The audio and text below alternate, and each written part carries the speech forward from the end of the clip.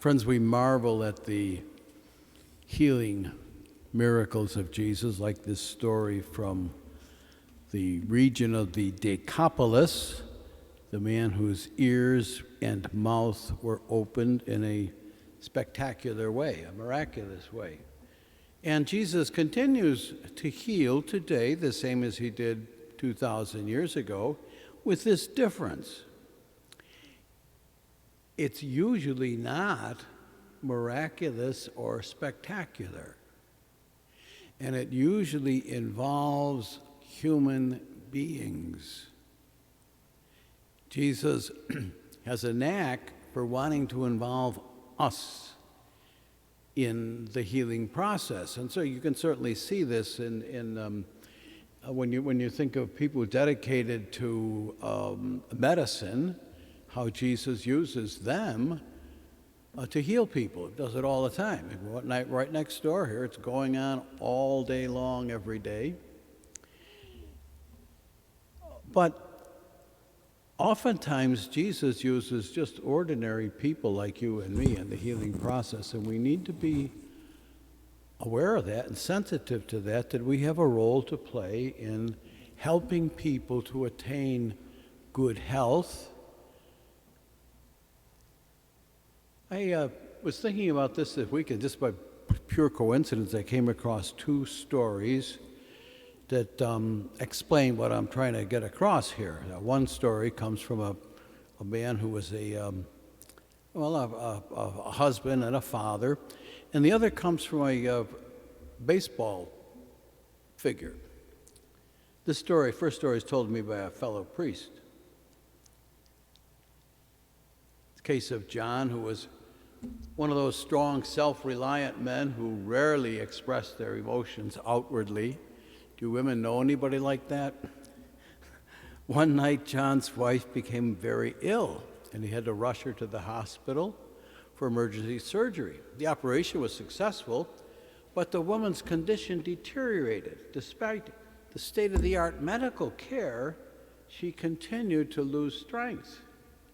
The doctors were puzzled, because by all medical standards, she should have been recovering. And finally, one doctor had a hunch, and he thought perhaps she was not trying to get well. So he went to her bedside and he said to her, "I think you would want to get well for the sake of John, your husband." And she said, "John is so strong, he doesn't need anybody." The doctor then went to John and told him what his wife had said. John went immediately to his wife's room, took her hand in his, and said to her, "You've got to get well." Without opening her eyes, she said, "Why?" He said, "Because I need you." And at that point, the nurse who was monitoring her vital signs noticed an immediate change in the woman's pulse rate. She opened her eyes and she said, "John, that's the first time you ever said that to me." 2 weeks later, she was home, recovering rapidly. To the words. Commenting on the case, one of the doctors said it wasn't the medical care, but her husband's words, his declaration to her, that made the difference, literally, between life and death. The husband did not say, "Arise and walk," but his words were every bit as effective in healing her. And the second story comes from the baseball legend Joe Torre. From his days when he was a manager of the New York Yankees. He tells this story himself. He was entering Veterans Stadium in Philadelphia one day when a middle-aged man called his name. And Torre is not one of those celebrities who walk past people pretending they didn't hear their name called. So he stopped, assuming the man would want an autograph. He was wrong. The man said, "I met you almost 30 years ago. I was in high school, and I wanted to drop out. My parents asked you to talk to me one day because they thought I would listen to a professional baseball player. They were right. I did listen. I didn't drop out. I completed school. I went to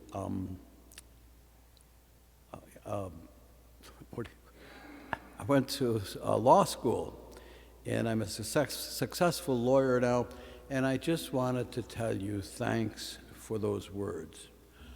Tori was delighted by what the man said, but he admitted he had only a faint recollection of ever having talked to this kid and no idea at all of what words he said to him. And I share these stories because when we talk about healing, we almost always think of the dramatic. And yes, that still happens, but not nearly so often as the undramatic, the unspectacular.